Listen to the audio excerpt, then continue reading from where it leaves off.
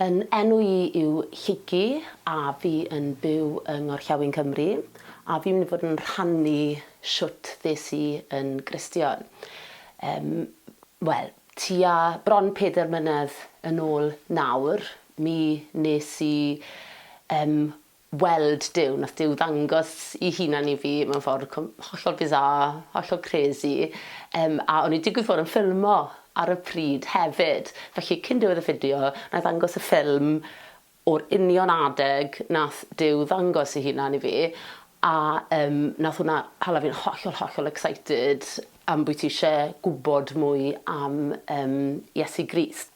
O'n i'n 37 oed yn cwrdd â Duw am y tro cyntaf go iawn, a mae hwnna'n lot o flynyddoedd o ddim nabod Duw. A o'n i'n berson oedd wedi cael yn magu mewn cartre traddodiadol Gristnogol. O'n i wedi cael yn fforso i fyny ysgol Sul tan bod fi'n 16. Ges i yn ymherswadio i ddod yn aelod yn y capel wedyn. Ar y ddewyd byddwn ni'n cael mynd mas am cwpl o beints wedyn. O'n i'n joio meddwi'n racs, o'n i'n joio mynd mas bob nos o'n i'n gallu. Ond bydde pobl di gweld fi fel person eitha David o ran yn ffrindiau i, achos o'n i'n barod i helpu'n ffrindiau i, yn enwedig os taw helpu nhw eisiau ffindo partner neu helpu nhw i gael eu peint nesaf neu beth bynnag bydde wedi bod. O'n i'n trefnu gigs i Cymdeithas yr Iaith, so helpu'r iaith Gymraeg. O'n i hyd yn oed cyn dod yn Gristion yn mynd mas i Affrica ac yn ffilmio i godi ymwybyddiaeth am y tlodion. Bydde ffrindiau fi wedi gweld fi fel person eitha da. Bydde rhieni fi wedi meddwl bach o wahanol, ond bydde'n ffrindiau wedi meddwl bod fi'n yn byw bywyd digon da. Ond oedd eitha diddorol hefyd, oedd wastad diddordeb dy fi mewn Cristnogaeth. O'n i'n gweithio yn y diwydiant teledu fel cyfarwyddwr teledu neu gwaith camera fy hunan hefyd. A fi sy'n ffilmo hwn nawr, so os mae pethau mewn mas o ffocws neu bod y gole'n od, sori, ond fi ochr ma, so fi ffili gwylio beth sy'n digwydd. So.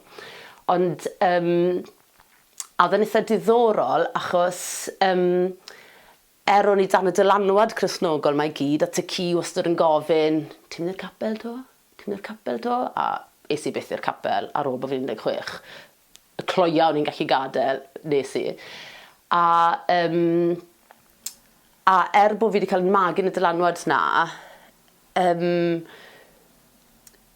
o'n i ddim wir yn gwybod dim byd am Cristnogaeth, ond oedd dyfu eitha diddordeb ynddo fe. A amser oedd yn war fach i Gwennoch, fi'n hynnaw 7 o blant, y Gwenno yw rhif 5, a thi'r coleg ac mi athi ar gwrs Alpha, a dath i'n Gristion, just fel la. A oedd hwn bach o sioc i'r teulu i gyd, achos oedd hi'n un o'r real fel freaks efo ngylaidd na. A o'n i gyd yn poeni bach amdano hi, o'n i really meddwl bod wedi cael ei brainwasho, a ni'n meddwl, Gwenno'n person really cryf, siwt mae hyn wedi gallu digwydd.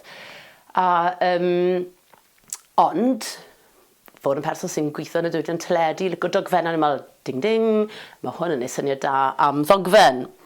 A fi wedi e-mailo fe i fi hunan, a dyma'r pitch nes i sgwennu ar y pryd. Enw'r ddogfen yn mynd i fod oedd Ydi Alpha wedi dwyn fy chwaer. A mewn brackets ar ôl ni neuadu Iesu'n bodoli. 1 dogfen awr o hyd. A ni wedi sgwennu. 19 mis yn ôl, aeth fy chwaer 20 oed ar gwrs Alpha gyda'i ffrindiau am hwyl. Oedd hi ddim yn mynd i'r capel ac erioed wedi ystyried ei hun yn Gristion. Mis yn ddiweddarach, mae'n credu'n llythrenol yng ngair Duw, bod Efa, Noa ac Iesu yn bobl hanesyddol gywir, ac wedi dod yn ffrindiau mynwesol gyda holl arweinwyr Alpha Aberystwyth. Mae hi'n mynd i weithio fel cynhades yn Amsterdam fis Medi 2008. Nid rhaglen am fy chwaer yw hon.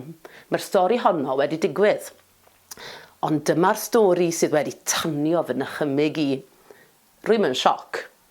Mae'n debyg bod 1 o bob 5 person yn Ynysoedd Prydain wedi mynychu cwrs Alpha. Dwi wedi trafod gyda arweinwyr Alfa yn Aberystwyth a chyda nifer o Gymru ifanc sydd wedi cael eu troi, gan gynnwys Gwenno fy chwaer, ac maent yn barod i gymryd rhan mewn dogfen a fydd yn gwneud i bobl gwestiynu eu cred.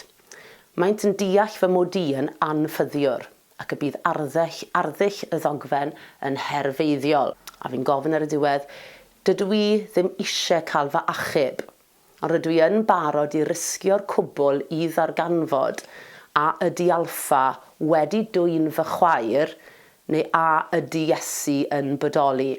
Mae hwnna'n amlwg, o'n i ddim yn credu. O'n i'n meddwl bod nhw'n bobl diddorol, o'n i'n parchu Cristnogion, achos o'n i'n meddwl moesau da ac yn y blaen, a ddyferse bod yr Iesu ma'n good bloke, ond na fe, o'n i'n gwybod dim byd mwy.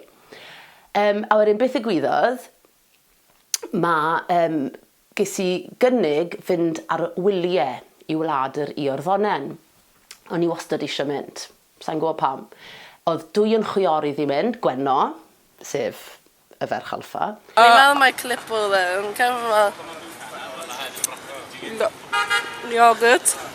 A yn chwar arall hi Carys, mae hi yn athrawes, mae hi yn arwen ysgosil, so mae hi'n grystiolaethau traddodiadol, capel. Os maen nhw'n galw ni'n very nice, ni'n cael galw nhw'n borat. A o'n i'n mynd gyda'r ddwy ma i Iorddonen, a o'n i'n meddwl, oh yes, mae hwn yn mynd ffordd wych.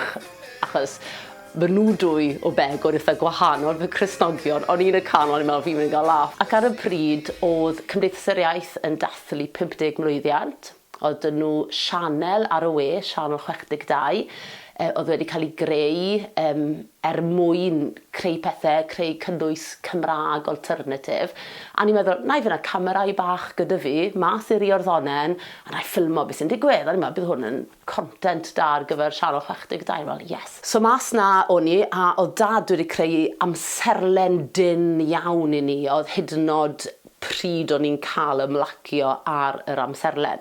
So o'n i'n gwybod, pob un dydd o'n i'n o'n i'n gwybod union beth o'n i'n neud. Da ni wedi darllen lot o Rough Guide to Jordan ar gyfer creu yr eitemau yma. So bob bore, o'n i'n gweithio Carys a Gwenno yn chwiorydd i. Oce, dyma le ni'n mynd heddi a yn ôl amserlen dad. A dyma beth mae Rough Guide yn gweud. A o'n nhw wrth i fod bod fi'n rhoi'r holl wybodaeth yma iddyn nhw. A fi'n cofio mynd lan i weld Palas Herod gyda nhw. A wedyn, wnaethon ni ar yr amserlen oedd bod ni'n mynd i weld oedd Iesu wedi cael ei ffedyddio. A oedd yn eitha exciting achos oedd dad wedi rhybyddio ni, achos oedd a nifer o teulu wedi bod allan blwyddyn ynghynt. Bod rhaid i ni aros gyda rhai o'r guards achos mae fe'n le peryglus. Mae milwyr na gyda machine guns, mae barbed wire bob man, achos ti'n llythrenol dros afon, sy'n afon eitha cul nawr yn edrych drosto ar Israel a Palestine, sy'n ardal eitha peryglus. Wnaethon ni ffindo'n ffordd lawr i afon yr Iorddonen i hunan, a oedd Carys a Gwenno eisiau mynd a roi trad nhw yn yr Iorddonen, oedd nhw'n poteli dŵr gwag i gasglu'r dŵr yr afon, a ni'n meddwl bod nhw'n bach o hippies, i fod yn onest, meddwl dŵr yw dŵr afon. A nhw'n gweud, coll gyd le ti cael dy drad i mewn, a ni'n meddwl, na, mae'n bach yn weird, okay. Ond o'n nhw'n dod mas, a oedd rhywbeth yn symud fi i eisiau mynd ar ein rhad yn y dŵr. O'n i'n okay, fine. So, es i sefyll yn y dŵr, a oedd yn heddychlon iawn. Oedd ochr draw i'r afon, oedd pobl un ar ôl y llall yn dod mewn yn cael ei bedyddio. A o'n nhw'n canu.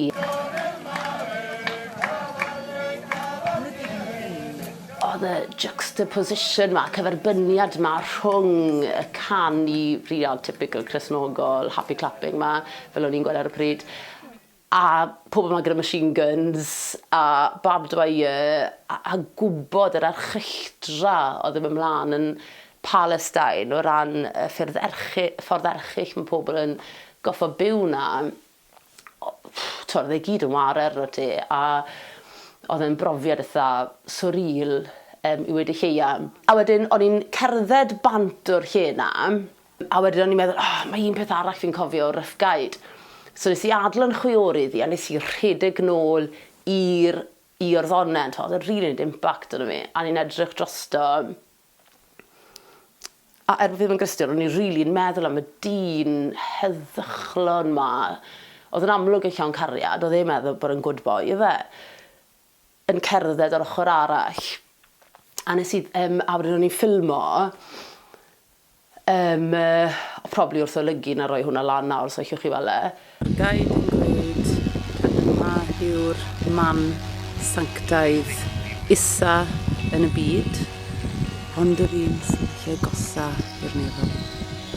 The lowest place on earth, but the closest to heaven, neu might be rhywbeth fel oedd y geiriau. A tra bod fi'n gweud na, a mae hwn yn mynd sôn yn hollol crazy mewn geiriau, achos so fe'n really sens. Na rhaid guys. Oedd y ferse bod yr wybren, oedd y ferse bod yr awyr di rhwygo'r agor mewn ffordd. Ond ta dimension arall, fel o'n i'n gweld dim byd. Oedd y ferse bod rhywbeth di kind of agor, a bod rhywbeth di dod lawr fel siap boomerang. O'n i'n gweld dim byd, ond o'n i kind of yn gweld e. Dod reit trwyddo, mynd reit trwyddo fi fan hyn, a mynd mas fyna. Oedd y fesau bod e really wedi dod trwyddo fi fel am, ac ar yr eiliad na, o'n i'n gwybod bod Duw yn bodoli. Really crazy. Ond dyna beth y gwyddoedd. Gaid yn gweud, yma yw'r man sanctaidd isa yn y byd, ond yr un sy'n lle gosa i'r nefel.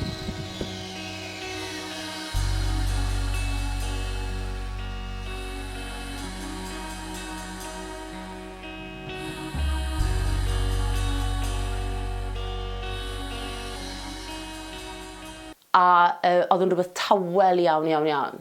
Fi'n cofio gweithio cenad yn Burkina Faso yn Africa am hyn, amser ni'n ffilmo mas na, oedd hi'n gweud, wow, that's really dramatic. O'n i'n mynd, wel, oedd e ddim, actually. Oedd e'n really, really dywel. Oedd e'n rhywbeth oedd just wedi digwydd. Nes i'n gweithio un o chwiorydd fi, sy'n dal wedi. A nes i just gorffen ffilmio a just cerdded nôl. Fel, oedd yn rhywbeth mwyaf bywyd fi oedd wedi digwydd, ond, anyway, sa'n gallu egluro. A nath e jyst roi'r hwant marn o fi i eisiau gwybod lot fwy. A nath yn wari Gwenna gweud, mae dy fi llyfr chi di fenthyg os ti moyn. A ges i fenthyg llyfr Forgotten God, Francis Chan. A fi'n argymell bod chi gyd yn darllen e. Francis Chan yn weinidog, pastor yn California. A mae fe'n rhywun sy'n rili di mynd nôl i'r Beibl ac i'r Testament newydd a rili trio cwestiynu sut mae fe ei hunan fel Cristion, fel gweinidog yn byw a sut mae fe'n bod yn rôl model a sut mae mynd nôl mor agos a phosib i sut oedd y disgyblion a Iesu yn byw a'i gwerthoedd nhw.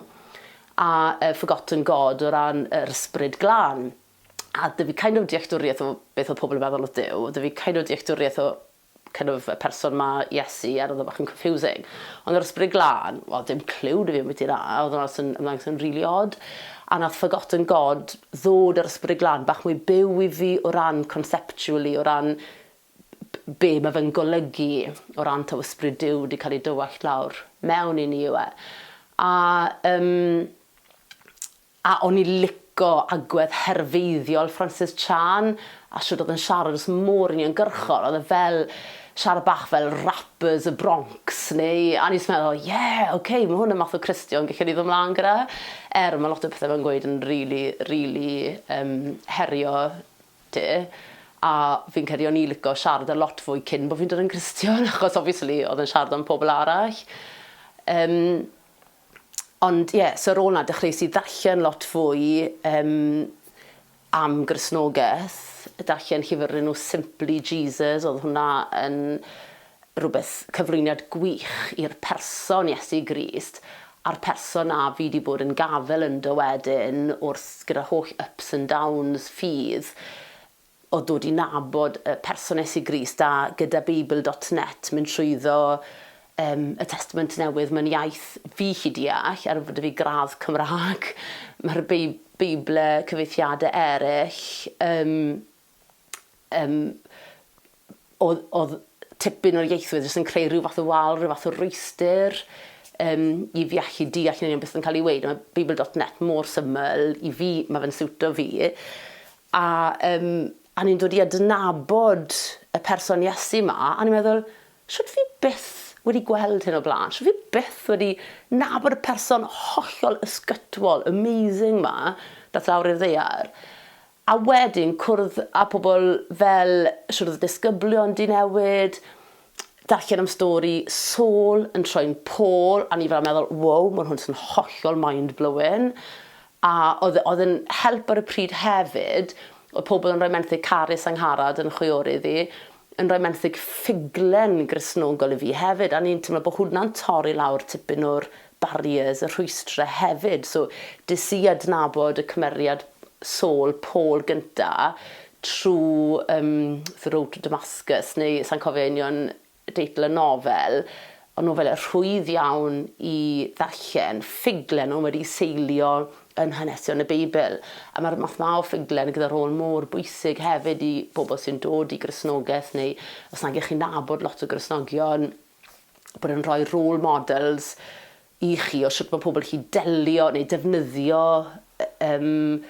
y Beibl mewn sefyllfaoedd go iawn, achos hwnna oedd yn broblem fyd. Ti'n darllen am 2 flynyddoedd nôl, a ti'n meddwl, okay, so fel mam, wedyn mam yn eitha cloi 4 o blant, sy'n byw gytre, sy'n trio datblygu busnes a pethau, siwt i fi fo gweithredu o ran be mae'r Beibl yn dysgu ti. A hwnna oedd un o'r struggles mwyaf, byw yn Gorllewin Cymru, jyst i fath i Lambed, ffindo eglwys i fynd iddi. O'n i mor excited, mor ar dan, siwt oedd so o fewn blwyddyn neu 2 i'r peth ma'n digwydd, i'r datgyddiad yma, Duw yn dangos un i fi yn yr Iorddonen. O'n i ar dan, rili eisiau bod yn rhan o eglwys leol, o'n i eisiau gwneud gwaniaeth yn lleol, o'n i eisiau bod Duw yn sheino trwyddo fi, bod pobl yn gweld Duw, bod pobl eisiau gwybod mwy, o'n i eisiau helpu'r clodion, o'n i eisiau helpu'r gwan. A ni'n eisiau mynd i gwahanol gapeli, eglwysi, i ffindo criw o bobl oedd yn ar dan a eisiau gwneud gwaniaeth. Oedd eitha scary i fynd na ben dyn a ni gwahanol gapeli a pethau, ond o'n nhw'n llawn pobl gorgeous, ond o'n i ddim yn teimlo bod yn ysbrydol iawn, o'n i ddim yn teimlo bod fi'n dod i nabod Iesu'n well yn lot o bethau, neu cael yng nghyfhau yn ffydd, neu cael y mwydo mewn ffordd. O'n i ddim yn teimlo na, neu falle os o'n yn mynd na dim modd i'r teulu cyfan mynd na, achos oedd rhywbeth eitha Cymraeg yn bwysig i fi. Felly mae hwnna allu bod yn strygl mawr, falle bod rhaid i teithio eitha bell mwyn gallu mynd i eglwys le ti yn teimlo'n rhan o rhywbeth. Fi jyst nawr yn trio canolbwyntio ar ddod i nabod Iesu'n well, trial dysgu yr ddisgybleth o gweddio mwy, a darllen y Beibl yn gyson, a wynebu yr excitement mwyaf o beth yw cynllun Duw ar gyfer bywyd fi.